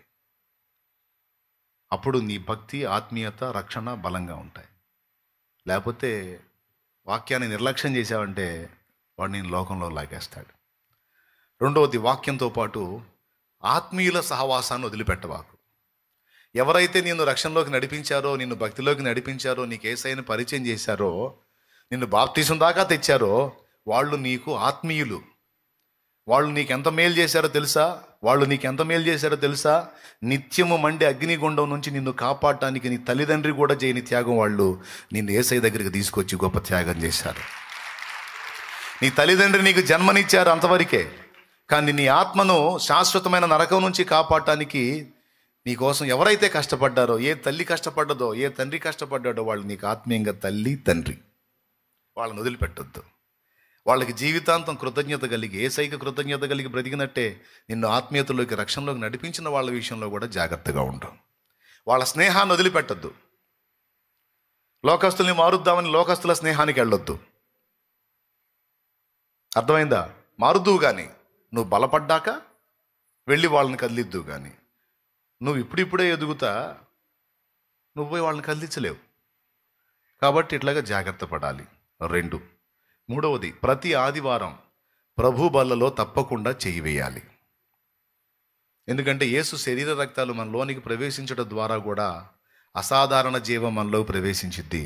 దేవుని స్వభావం మనకు వచ్చింది. నా శరీరము నిజమైన ఆహారము, నా రక్తము నిజమైన పానము. నా శరీరము తిని నా రక్తము త్రాగువాడు నిత్య జీవము గలవాడు, నేను వాని యందును వాడు నా యందును నివసించును అన్నాడు. కాబట్టి ప్రభు బలను నిర్లక్ష్యం చేయకూడదు. కొంతమంది పట్టించుకోరు, అది బ్లండర్ మిస్టేక్, తప్పు. ప్రతి ఆదివారం నువ్వు ఎంత బిజీ ఉన్నా సరే, నీకు ఎంత క్లోజ్ రిలేషన్ వచ్చినా సరే, అవసరమైతే వాళ్ళని కూడా తీసుకొని రా మందిరానికి. మేము రామంటే కూర్చోబెట్టు కుక్క కాపలా ఇంటికాడ, అంతే. నువ్వు మాత్రం ఉండవాకు. ఎందుకంటే ఆదివారం నీ ప్రభువుతో నువ్వు గడపాల్సిన రోజు. సండే రోజు ఫలానోడు ఎక్కడుంటాడ్రా అంటే, నువ్వు ₹1,00,00,000 ఇచ్చినారా, దేవుని సన్నిధిలో ఉంటాడు. వాళ్ళు దేవుని సన్నిధి, కుటుంబం మొత్తం దేవుని సన్నిధిలో ఉంటారు. ఆ ప్రార్థన అయిపోయిందాక బయటికి రాళ్ళు అనే సాక్ష్యం ఉండాలి. అర్థమైందా? మొదటిది ఏంటి? ఏమో. రెండోది ఏంటి? ఎవరికి గుర్తుంది? ఏందండి సౌండ్ లేదు? ఫస్ట్ది ఏంది? అది వాక్యం. ఎవరు వినాలి? నేను వినాలా, మీరు వినాలా? చదువు వచ్చినట్టయితే రోజు వాక్యం ఖచ్చితంగా చదువుకోవాలి. రెండోది ఏంది? లోకస్తుల సహవాసాన్ని విసర్జించి ఆత్మీయుల సహవాసాన్ని హత్తుకోవాలి. 2. మూడవది, ప్రతి ఆదివారం ప్రభు బలలో తప్పనిసరిగా చేయి వేయాలి. 4వది, ప్రతిరోజు తప్పనిసరిగా ప్రార్థించాలి. ప్రార్థనా జీవితాన్ని జాగ్రత్తగా కాచుకోవాలి. అదే జీవం మనకి. వాక్యం చదువుట లేక వినుట అంటేనేమో దేవుడు మనతో మాట్లాడుట, ప్రార్థన చేయుట అంటేనేమో మనం ప్రభువుతో మాట్లాడుట. అందుకని ప్రతిరోజు ప్రార్థనా జీవితాన్ని కలిగి ఉండాలి. ఈ 4 విషయాలు కానీ మీరు ఎక్కడున్నా సరే, ఈ 4 విషయాల్లో మీరు జాగ్రత్తగా ఉంటే మీ రక్షణ విషయంలో ఇక భయపడాల్సిన అవసరం లేదు. ఈ 4 నువ్వు చేయకుండా అడ్డగిస్తాడు వాడు, గుర్తుపెట్టుకో. నువ్వు వాక్యం చదవకుండా లేక వినకుండా వాడు జడగొడతాడు నిన్ను. న్యూస్ పేపర్ చదువు, నువ్వు దిక్కుమాలిన పుస్తకాలు చదువు, నువ్వు నిద్ర రాదు. బైబుల్ గ్రంథం ముందేసుకొని మొదలుపెట్టి చదువు. ఒక పేజీ చదివేసరికి ముందుకు పడిన వెనకబడను ఖచ్చితంగా నిద్రమత్తు వచ్చింది. ఎందుకో తెలుసా? దురాత్మలు నీ పక్కన చేరి నిద్రబుచ్చుతాయి నిన్ను. చదివేలే కానీ కళ్ళుమై నిద్రబుచ్చుతాయి. ఎందుకు? అందులో నీకు జీవం ఉంది. ఆ వాక్యాన్ని నువ్వు స్వీకరించినట్లయితే నువ్వు బలపడతావు, సైతానుకు తలనొప్పి అవుతావు నువ్వు. అందుకని నువ్వు బలపడకుండాట్లు నువ్వు మిగిలిన ఏవైనా చదువు, నీకే శోధన ఉండదు. వాక్యం చదువు, నీ బాడీ నీ కోఆపరేట్ చేయదు. అసలు పెద్ద కుట్ర ఈ శరీరంలో జరిగింది, పెద్ద కుట్ర. మళ్ళీ నువ్వు లోకంలో ఇప్పుడు సినిమా చూపించు, నువ్వు 3 గంటలు చూపించు,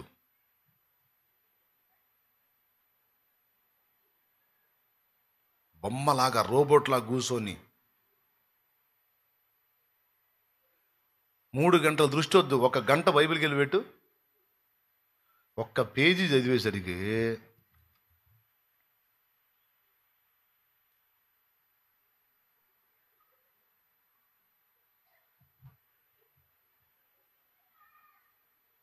ఎందుకని? ఇదే శరీరం కదా, ఇది సినిమాకి 3 గంటలు చూడనిస్తుంది, ఒక పేజీ చదవనట్లేదు. ఏంటిది? దీనిలో ఉన్న పాపం అలాంటిది అన్నమాట. దీనిలో ఉన్న పాపం అలాంటిది. పొద్దున్న నుంచి సాయంత్రం దాకా నువ్వు పొలంలో పనిచేయ, కంపెనీలో పనిచేయ, నీ బాడీ ఫుల్ కోఆపరేట్ చేసేది నీకు డబ్బు సంపాదన కోసం. పావు గంట సేపు మోకాళ్ళి ఎక్కడ లేని ఒళ్ళు నొప్పులన్నీ అప్పుడే వస్తాయి. కుట్ర అంటే దీనికి ఇష్టం లేదు, ఒప్పుకోదు. ఇది ఏది? ఈ శరీరం ఒప్పుకోదు. అయినా సరే వెనకాడకూడదు, దీన్ని లొంగ తీయాల్సిందే. ప్రతిరోజు వాక్యం చదవాలి, అవసరమైతే నీళ్లు దగ్గర పెట్టుకోవాలి. మంపు వచ్చిందనుకో కాస్త నీళ్ళు తీసి మొఖాన్ని కట్టుకొని తుడుచుకొని, నేను వదిలిపెట్టనే శరీరమా, దేవునికి స్తోత్రం. యేసు గొరియ పిల్లను నేను, వధకు తేబడిన గొరియ పిల్లను, యేసు గొరియ పిల్లను నేను, వధకు తేబడిన గొరియ పిల్లను, దినదినము చనిపోవుచున్నాను, యేసుక్రీస్తులో బ్రతుకుచున్నాను, దినదినము చనిపోవుచున్నాను, యేసుక్రీస్తులో బ్రతుకుచున్నాను, యేసు గొరియ పిల్లను నేను, వధకు తేబడిన గొరియ పిల్లను, యేసు గొరియ పిల్లను నేను, వధకు తేబడిన గొరియ పిల్లను. Praise the Lord, praise the Lord, praise the Lord. శరీరాన్ని ఏ రోజుకి ఆ రోజు సిలివేయాల్సిందే, జాలి పడే ప్రసక్తే లేదు. చెప్పండి, 4 చెప్పాను. మొట్టమొదటిది పెద్దగా స్వరం ఎత్తి తగాదలు బాగానే ఆడతారుగా, మరి మాట రాదే? చెప్పండి, పెద్ద చెప్పండి. ప్రతిరోజు వాక్యం, రైట్. రెండోది ఆత్మీయుల లోకానుసారుల సహవాసం చేయకూడదు, విసర్జించాలి. ఆత్మీయుల సహవాసం, రైట్, 2. మూడోది ప్రతి వారం ఎంత బిజీ షెడ్యూల్ ఉన్నా సరే ప్రభు బలలో చెయ్యి, రైట్, 3. నాలుగవది ప్రార్థనా జీవితం నిర్లక్ష్యం. ఈ 4 నువ్వు చెయ్యకుండా నిన్ను చెడగొట్టడానికి శత్రువు ట్రై చేస్తాడు. అది గుర్తెరిగి భయము కలిగి ఈ 4టిని నువ్వు జాగ్రత్తగా కలిగి ఉండటానికి నీ మనసును సిద్ధపరచుకో. ఇంతే, నువ్వు అడవిలో ఉన్నా సరే అద్భుతంగా కాపాడబడతావు.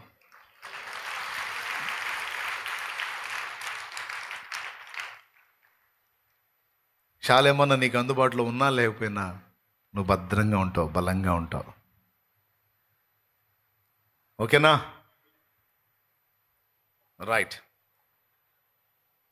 ఈ విధంగా చేసి మీ రక్షణను భయముతో వణుకుతో కాపాడుకోండి. రక్షణ విలువ తెలుసుకోండి. నిర్లక్ష్యం చేసి దేవుణ్ణి వదిలిపెడితే ఏంది గతి? నిర్లక్ష్యం చేసి దేవుణ్ణి కోల్పోతే గతి ఏమిటి? నిత్య నరకం. అగ్ని ఆరదు, పురుగు చావదు, ఘోరమైనటువంటి శిక్షా స్థలికి వెళ్ళాల్సి ఉంటుంది. గనక ఆ గతి మీకు పట్టకుండానట్లు జాగ్రత్తగా మీ ఆత్మీయతను మీరు కొనసాగించుకోండి. మీరు ధన్యులు, నిజమైన దేవుణ్ణి తెలుసుకున్నారు, నిజరక్షకుణ్ణి కలుసుకున్నారు. ఇంకా జీవితంలో ఆయన వదిలిపెట్టద్దు. ఆయన వంటి దేవుడు లేడు, ఆయన వంటి పరిశుద్ధుడు లేడు, ఆయన వంటి ప్రేమమయుడు లేడు. ఆయన వల్ల నిన్ను ప్రేమించి నీ కోసం ప్రాణం పెట్టిన దేవత కానీ దేవుడు కానీ మరొకరు లేరు. యేసు నీ కోసం ప్రాణం పెట్టి తిరిగి లేచిన ఏకైక దేవుడు. నువ్వు పొందాల్సినటువంటి శిక్ష తన మీద వేసుకొని ఆయన రక్తము చేత నీకు విమోచన కలిగించిన ఏకైక దేవుడు నా ప్రభు. కనుక ప్రాణమైన వదులు, ప్రభువుని మాత్రం వదలొద్దు. ఎన్ని బాధలు రాని, ఎన్ని కష్టాలు రాని. ఈ మాట కూడా చెప్పండి. ఒకవేళ శ్రమలు మీకు దేవుడు మీ విశ్వాసాన్ని పరీక్షించడానికి ఒకవేళ శ్రమల్లోకి మిమ్మల్ని తీసుకెళ్ళాడు అనుకో, ఉంటారా ఓడతారా? ఎంతకాలం చెప్పాలి? ఇక్కడ చెప్పాలి సమాధానం. ఎంతకాలం ఉంటారు? ఊపిరి ఉన్నంత వరకు. ఊపిరి ఉన్నంత వరకు. తీసుకెళ్తే తీసుకెళ్ళి అన్నయ్య ఆ శ్రమంలోకి, పర్వాలేదు. శ్రమంలోకి తీసుకెళ్ళింది ఆయనే కదా దిక్కు. ఇప్పుడేమో లేకుండా ఉన్నాయా? కొత్త ఏమన్నా వస్తాయా? హో అబ్బా, జీవిత ఆరంభం నుంచి ఇప్పటిదాకా ఎన్నో అనుభవించాం. అనుభవించినాక ఇంకేం వస్తాయి, వచ్చారా అని. ఎన్నొచ్చినా ఇంతకాలం కాచిన వాడే ఇక ముందు కూడా కాపాడగలవాడు. దేవునికి స్తోత్రం. నిన్నటి దినాన దేవుడు కాపాడాడు, నిన్నటి వరకు కాపాడాడు. అందుకు దేవునికి కృతజ్ఞతలు. ఓకే, ఈరోజు కాపాడాడు, ఈరోజు బతుకునిచ్చాడు. నా ప్రభు కోసం బతుకుతా. ఇక రేపటి సంగతి అంటావా? ఇన్నాళ్ళు కాచినవాడు రేపు కూడా కాయగలడన్న విశ్వాసం నాకు ఉంది, డౌట్ ఏమీ లేదు. కనుక నేను ప్రభు మీదే అనుకుంటాను, ఆయనే నన్ను నడిపిస్తాడని నిశ్చయిత గలవారై ప్రభులో ముందుకు సాగండి. ఎంత జాగ్రత్తగా కాపాడుకోవాలి రక్షణ? ప్రాణానికి ఒక ఎత్తుగా రక్షణను కాపాడుకోవాలి. నిర్లక్ష్యం చేయకూడదు. దాని విలువను గుర్తెరగాలన్నమాట. రక్షణ విలువను గుర్తెరగాలి. సరేనా? ఈ ఒక్క మాట సరిపోతుంది. మీకు క్లియర్గా అర్థమైందని నేను అనుకుంటున్నాను. శరీరాన్ని ఆత్మ గెలవాలంటే ఏం చేయాలి? శరీరానికి రోజుకు 5 సార్లు అన్నం పెట్టాలి, అంతేనా? దీన్ని కాస్త ఫుడ్ తగ్గించి ఆత్మకు ఆహారాన్ని పెట్టాలి. ఆత్మ గెలవాలి. మనలో ప్రాచీన స్వభావం పోవాలంటే దైవ స్వభావాన్ని నింపుతూ, ఎలా నింపబడుతుంది? ఈ 4 ద్వారా: వాక్యము, సహవాసము, ప్రభు బల్ల, ప్రార్థనా జీవితం. ఈ 4 ద్వారా దైవ స్వభావం మనలో నింపబడుతూ ఉంటుంది. ఇందులో మలినమైన నీళ్ళు ఉన్నాయి అనుకోండి. ఈ మలినమైన నీళ్ళన్నీ ఇందులో పోవాలంటే మంచి నీరు తీసుకొని దీనిలో పోస్తూ ఉంటే కాసేపటికి ఇందులో ఉన్నటువంటి మాలిన్యం అంతా దానంతట అదే పోయి, కొంతసేపటికి నీళ్లు పోయి కొంతసేపటికి పోయంగా ఇక ఆ మురికి నీళ్ళన్నీ బయటికి వెళ్ళిపోయి ఫ్రెష్ వాటర్ నిలబడిపోయింది. నిన్న ఈ ఎగ్జాంపుల్ చూపించారు వీడియో. ఆ లైవ్ రూమ్లో ఎవరన్నా ఉన్నారా? లైవ్ రూమ్లో ఉన్నారా ఎవరన్నా? ఆ ఎగ్జాంపుల్ చూపిస్తాడు ఆడ కాఫీది. ఛాన్స్ ఉంటే చూడమను.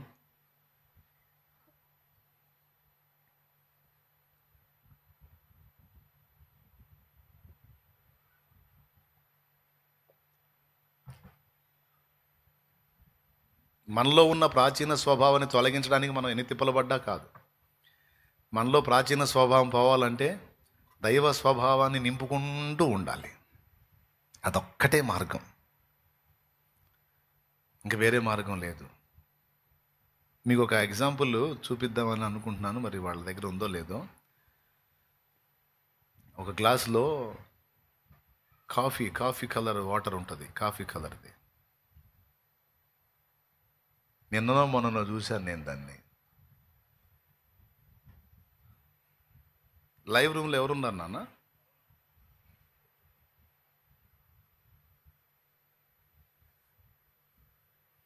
భలే కరెక్ట్గా అనిపించింది అది ఎగ్జాంపుల్ నాకు. ఒక గ్లాసు నిండా కాఫీ ఉంటుంది అన్నమాట, బ్లాక్ కలర్లో ఉంటుంది. ఇట్లాంటి దానిలో ఒక మంచినీళ్ళ ట్యాప్ దగ్గర పెడతాడు దాన్ని. ఆ ట్యాప్లో నీళ్ళు దీనిలో పడి ఇందులో ఉన్న కాఫీ అంతా బయటికి వెళ్ళిపోయింది. కాసేపటికి ఆ నింపుతా ఉండగా కాసేపటికి చూస్తే కాఫీ కలర్ వాటర్ ఏది కనపడదు, ఫ్రెష్గా మంచినీళ్ళు కనపడతాయి. మనం చేయాల్సిన పని అదే. ఏ కాడికి దేవుని వాక్యాన్ని ప్రార్థన ద్వారా, పరిశుద్ధుల సహవాసం ద్వారా, దేవుడితో, దేవుని ఆలోచనలతో, దేవుని వాక్కుతో, దేవుని ప్రభావంతో నింపుకుంటూ ఉంటే మనలో ఉన్న ప్రాచీన తత్వం అంతా కూడా తొలగిపోయింది. అట్లా నింపుకోకుండా ఇంకొకటి ఏదో చేసి మనలో ఉన్నటువంటి ప్రాచీన స్వభావం తీసేయాలంటే సాధ్యం కాదు. అట్లాంటి ఐడియాస్ ఏమీ లేవు. ఒకటి పోవాలంటే ఇంకొకటి నింపాలి. చెప్పండి అందరూ, ఒకటి పోవాలంటే ఇంకొకటి నింపాలి. ఇంక వేరే ప్రత్యామ్నాయమే లేదు. అక్కడ తోటలో సెమినార్ జరుగుతుంది కదా, పరిచారకులు అక్కడ ఉన్నారు. అందువల్ల మీకు ఆ వీడియో చూపలేకపోయాను. ఈసారి ఎప్పుడన్నా చూపిద్దాం దేవుని చిత్తం అయితే.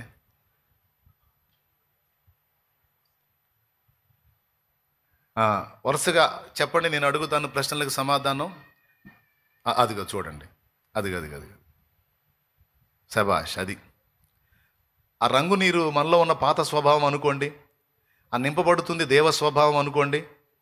అది చూడండి, నింపగా నింపగా నింపగా ఒకటే మార్గం, క్రమక్రమంగా అంతా పోతా ఉంది చూడండి. పోయి పోయి పోయి మొత్తం ఫ్రెష్ వాటర్ వచ్చేస్తుంది చూడు. అదిగో ఓకే.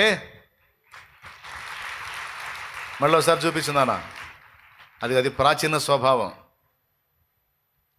పైన రాసిన చూడు, నీవు దేవునికి ఎంత ఎక్కువ సమయం ఇస్తావో అంత ఉపయోగం, అంత పరిశుద్ధంగా మార్పు చెందుతావు. ఆ దేవుడు నింపుతూ ఉంటాడు తన స్వభావాన్ని. అందుకే ఎప్పుడు దేవునికి అందుబాటులోకి పోతూ ఉండాలి. దేవునికి అందుబాటులో పోతూ ఉంటే ఆ పాత ప్రాచీన ఆ నలుపంతా కూడా పోయి అదిగో దేవుని స్వభావంతో కొంతకాలానికి నింపబడతావు. కంప్లీట్గా అది దేవుని పాత్ర అవుతావు. అర్థమైందా? ఇంకో 4 సార్లు చూపించేద్దా? మీరేం తిక్కలోళ్ళు కాదుగా. దేవునికి స్తోత్రం చెప్పండి పెద్దగా. రైట్, థ్యాంక్ యూ నాన్న, థ్యాంక్ యూ. ఈ కాదేమో, అది చూపించడానికి కాదేమో అనుకున్నా, చూపించారు. అంతేనండి సూత్రం. ఇక అదే, ఏ కాడికి దేవుని వాక్కు, దేవుని ప్రార్థన, దేవుని పరిశుద్ధుల సహవాసం, దేవుడితో సమయం, దేవుడు దేవుడు దేవుడు దేవుడు. లోకంతో నింపుకున్నాడు నాశనం అవుతాడు, కానీ దేవునితో నింపుకున్నాడు నాశనం అవుతాడా? నాశనం అయ్యే వాళ్ళని రక్షిస్తాడు. నాశనం అయ్యే వాళ్ళని రక్షిస్తుంది. కాబట్టి అలా జాగ్రత్త పడండి. చెప్పండి, ఎందుకు తీసుకోవాలి బాప్తిస్మం? అందరు చెప్పండి, ఎందుకు తీసుకోవాలి బాప్తిస్మం? బాంబో ఏందండి, ఏం చెప్పట్లేదు? తీసుకున్న వాళ్ళు కూడా చెప్పట్లేదు. ఏమైంది మీకు? ఎందుకు తీసుకోవాలి బాప్తిస్మం? పాపాలు చేయడానికా? పాప క్షమాపణ నిమిత్తమా? పాపాలు క్షమించబడితే ఆత్మ రక్షింపబడుతుంది, లేకపోతే శిక్షలోకి వెళుతుంది. పర్వాలేదు, బతికిచ్చారు ఎట్లనో. మనకు పాప క్షమాపణ ఇవ్వడానికి, మనల్ని నరకం నుంచి కాపాడడానికి యేసుప్రభు మన కోసం ఏం చేశాడు? ప్రాణం పెట్టాడని ఆపకూడదు. మన నిమిత్తం ప్రాణం పెట్టి సమాధి చేయబడి 3వ నాడు తిరిగి లేచాడా? ఎన్నో రోజు ఆరోహణమే వెళ్ళాడు, మళ్ళా వస్తాడంట. నిజమేనా? డౌట్ లేదా? ఏమంటారా? వచ్చేదాన్ని రెండవ. ఎట్లా తీసుకోవాలి బాప్తీసం? పాత మనసుతో తీసుకోవాలా, లేకపోతే మారు మనసు పొంది తీసుకోవాలా? పెద్దగా చెప్పండి. అవునా? మారు మనసు పొంది. ఇంకా మళ్ళీ అటు జోలికి వెళ్ళాలా? వదిలిపెట్టిన పాత జీవితానికి వెళ్ళాలా? మరేం చేయాలి? ప్రతిరోజు వాక్య ధ్యానం, పరిశుద్ధుల సహవాసం, రొట్టె విరుచుట, ప్రార్థన, ఈ 4 నిలిచి ఉండాలి. అంతేకాదు, మిమ్మల్ని రక్షణలోకి నడిపించిన వాళ్ళని వదిలేయాలా? మిమ్మల్ని రక్షణలోకి నడిపించిన వాళ్ళని నిర్లక్ష్యం చేయాలా?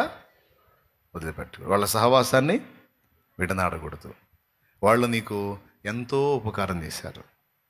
నిన్ను రక్షణలోకి నడిపించే వాళ్ళు నీకెంతో మేలు చేశారు. అది శాశ్వతమైన మేలు. నేను చెప్తున్నా, నీ జీవితాంతో యేసయ్యకు రుణస్థురాలివి. అలాగే నిన్ను రక్షణలోకి నడిపించిన వారికి కూడా రుణస్థురాలివే. గుర్తుపెట్టుకొని జాగ్రత్త పడండి. దేవునికి మహిమ. ఇది ఇంకొక ఎగ్జాంపుల్ అంట. ఇది ఇంకొక ఎగ్జాంపుల్. పాపం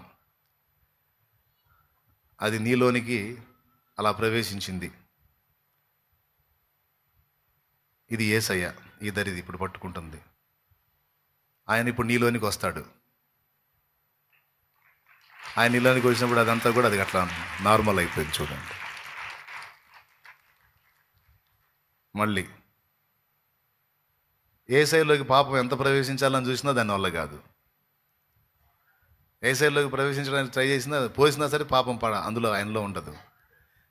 మళ్ళీ యేసయ్య పాపం జోలికి వచ్చాడంటే అయిపోయింది.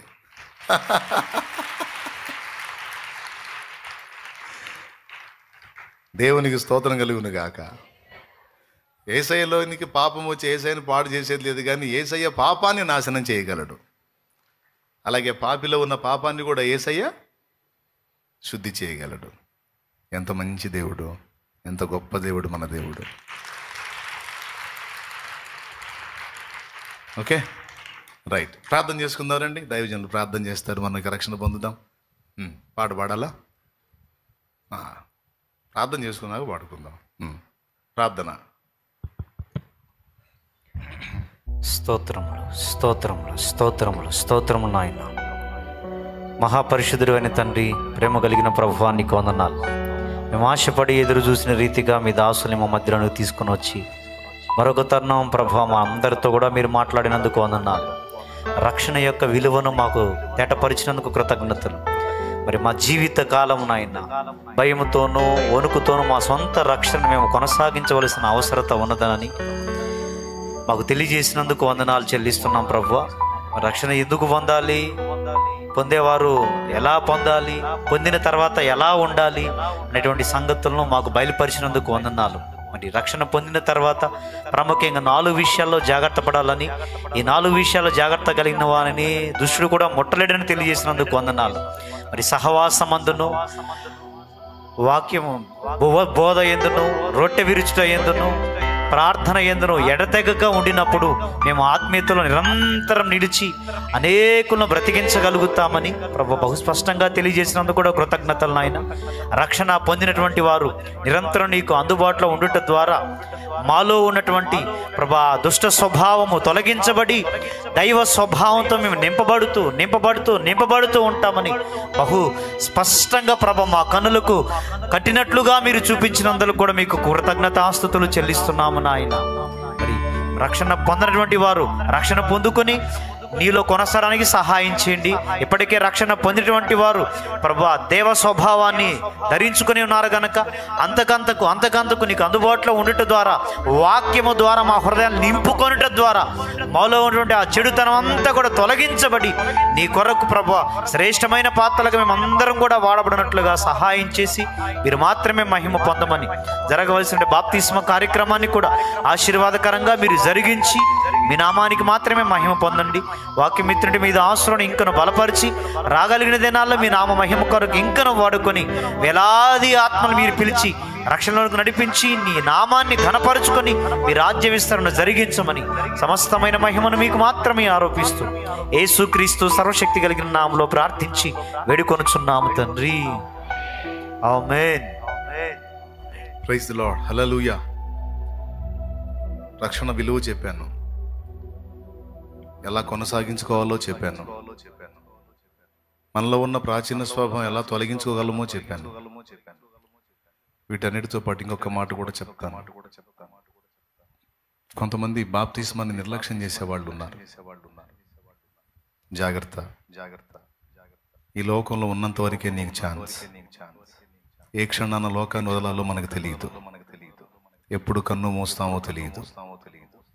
వచ్చేటప్పుడు మనమేం డేట్ తీసుకొని రాలా, ఇన్ని సంవత్సరాలు ఇంతకాలం నేను ఉంటానని.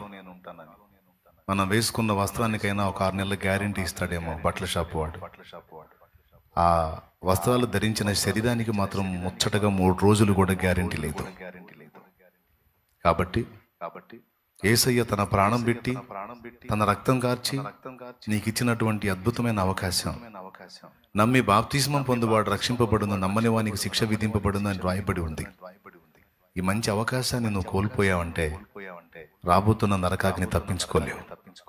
దేవుని మాటలు టేక్ ఇట్ ఈజీగా తీసుకోకుండా సీరియస్గా తీసుకొని ఇంతవరకు పాపంలో బతికావు, తప్పుడు జీవిత విధానంలో బతికావు. తెలిసి చేసినా తెలియక చేసినా పాపం పాపమే. కాబట్టి దేవుడు అవకాశం ఇచ్చాడు, నా రక్తంలో కడిగేస్తాను రమ్మని. ఇంత సువర్ణ అవకాశం ఇచ్చినప్పుడు దాన్ని కోల్పోతే రాబోతున్న ఉగ్రత తప్పించుకోలేరు. రేపటి రోజున యేసు ప్రభు నిన్ను పాపం ఎందుకు చేశావు అని అడగడు. నువ్వు చేసావు, అందరూ చేశారు, కానీ వాళ్ళు కడిగేసుకున్నారు కదా, నువ్వెందుకని పాపాన్ని కడిగేసుకోలేదు అని అడుగుతాడు. అప్పుడు నీకు సౌండ్ ఉండదు. కాబట్టి ఇంకా ఇక్కడ ఉన్న వాళ్ళు ఎవరైనా బాప్తిస్మాన్ని నిర్లక్ష్యం చేస్తూ ఉంటే ఈ టైం పోతే రేపు నీదో కాదో తెలియదు కనుక నేడే రక్షణ దినం, ఇదే అనుకూల సమయం. తస్మాత్ జాగ్రత్త. అన్న, నేను సిద్ధపడి వచ్చాను బాప్తిస్మానికి, ఇంకా వెనకడుగేసే ప్రసక్తి లేదు, నాకు యేసు కావాలి, దేవుని రాజ్యం కావాలన్నోళ్ళు పైకి లేచి నిలబడండి. బాప్తిస్మానికి సిద్ధపడి వచ్చిన బిడ్డలందరూ కూడా రైట్. దేవునికి మహిమ కలుగును గాక. నాయనా, సిద్ధపడ్డ వాళ్ళందరినీ నీళ్ళ దగ్గర తీసుకెళ్ళి పదండి నాన్న, పురుషులు స్త్రీలందరూ పదండి. బాప్తిస్మానికి సిద్ధపడిన వాళ్ళందరూ పదండి.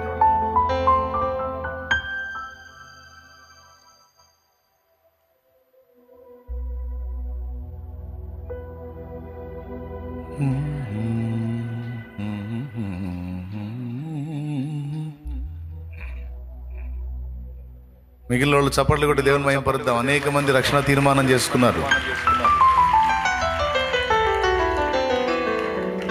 బాప్తిస్మానికి సిద్ధమైన వాళ్ళందరినీ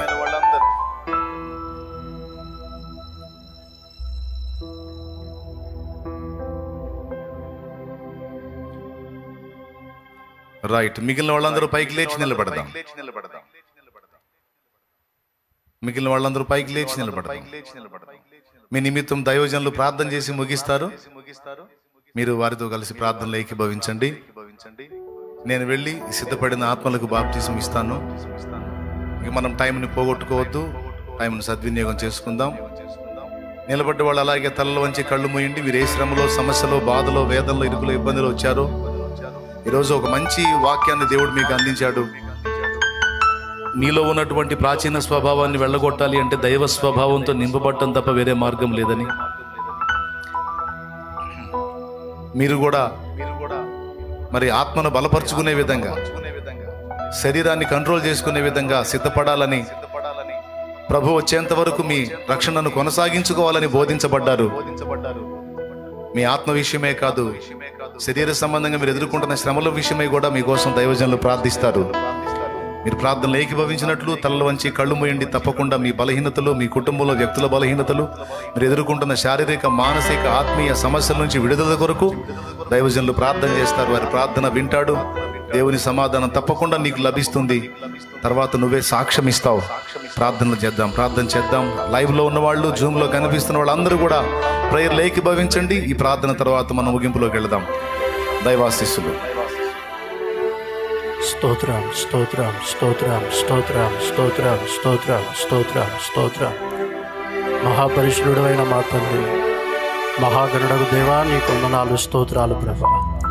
ఎంతమంది సమస్యలతో వచ్చారో దేవా, ప్రతి విధమైన సమస్య యేసు నామములో తొలగిపోనుగాక. శిర మొదలుకొని సిరిపాదం వరకు అద్భుత స్వస్థత, సమాధానం కలుగునుగాక. మానసికంగా స్వస్థపరచండి, శారీరకంగా స్వస్థపరచండి, ఆత్మీయంగా స్వస్థపరచండి, ఆర్థిక సమృద్ధి దయచేయండి, ఆత్మాభిషేకముతో నింపండి. కుటుంబాలలో నాయన సమాధానం దయచేయండి. ప్రతి విధమైన ఒడిదుడుకులన్నీ తొలగించండి, కలవరాలు తొలగించండి, భయం తొలగించండి. కుటుంబాలలో నాయన సకల ఐశ్వర్యం యేసునామములో కలుగునుగాక దేవా. ప్రార్థనా జీవితం, వాక్య ధ్యానం అనుదినము నీతో గడిపే భాగ్యం యేసునామములో కలుగునుగాక. ప్రతి ఒక్కరిని జీవంతో నింపుదువుగాక దేవా. ప్రతి ఒక్కరిని జీవంతో నింపుదువుగాక. ప్రతిరోజు కూడా నా ప్రభువా, ప్రతి బిడ్డను ఆకర్షించున్నాయన నీ బలమైన కార్యం జరిగించు. తిరిగి వెళుతుండగా తోడయుండు, క్షేమంగా గృహాలకు చేర్చు. ఏదైతే ఆశించారో ఆశగల ప్రాణాలను యేసునామములో తృప్తిపరచుదువుగాక. ఇంకా మేము బలపడి అనేక ఆత్మలను నీ చెంతకు నడిపించే సాధనాలుగా అభిషేకించమని యేసునామములో అడుగుచున్నాం తండ్రి, ఆమేన్. Praise the lord. హల్లెలూయా. మరి అనేక మంది రక్షణ కొరకు తీర్మానం చేసుకుని బాప్తిస్మానికి సిద్ధంగా ఉన్నారు. వారందరిని బట్టి చప్పలు కొడుతూ ప్రభుని మహింపరుద్దాం. అనేక మందిని ప్రభు దర్శించాడు. మంచిది. చివరి ప్రార్థన ఆశీర్వాదంతో సర్వోన్నతుడైన తండ్రి, నీకు వందనాలు నాయన. వినబడినటువంటి మాటలు మా హృదయంలో భద్రం చేసుకోవడానికి కృప చూపించండి. ఇంకా ఉన్నటువంటి వారిలో ఎవరైనా రక్షణ కొరకు తటపటాయిస్తుంటే వారితో నువ్వు స్పష్టంగా మాట్లాడి ఉన్నావు గనక, నేడే రక్షణ దినము గనక త్వరపడి దైవజనులు సిద్ధంగా ఉన్నారు, నీరు కూడా సిద్ధంగా ఉన్నవి గనక త్వరపడి రక్షణ పొందినట్లు నీ బిడ్డల హృదయాన్ని మీరు ప్రేరేపించండి, సహాయం చేయండి. అతి ఆసక్తితో ఇక్కడ సమకూర్చబడిన ప్రతి బిడ్డను పేరు పేరున మీరు దీవించి సమాధాన సంతోషాలు ఆయురారోగ్యాలు ప్రతి ఒక్కరికి నీ దయచేసి ఆత్మీయ జీవితంలో ఇంకొన బలాభివృద్ధిని కలిగించి మహిమ పొందమని యేసు క్రీస్తు నామములో ప్రార్థించి వేడుకొనుచున్నాం తండ్రి, ఆమేన్. మన తండ్రి అయిన దేవుని ప్రేమ, ఆయన ప్రియ కుమారుడును లోకరక్షకుడును యేసు క్రీస్తు వారి కృప, పరిశుద్ధాత్మ దేవుని యొక్క సన్నిధి, సహాయ సహవాసములు సమకూడిన మనకును సార్వత్రిక సంఘం అంతటికి తోడయుండి ఆ త్రియేక దేవుడు సదాకాలం మనందరిని నడిపించునుగాక. జరగబోతున్న బాప్తిస్మ కార్యక్రమాన్ని ఆశీర్వాదకరంగా జరిగించునుగాక. ఆమేన్. హల్లెలూయా, హల్లెలూయా, హల్లెలూయా.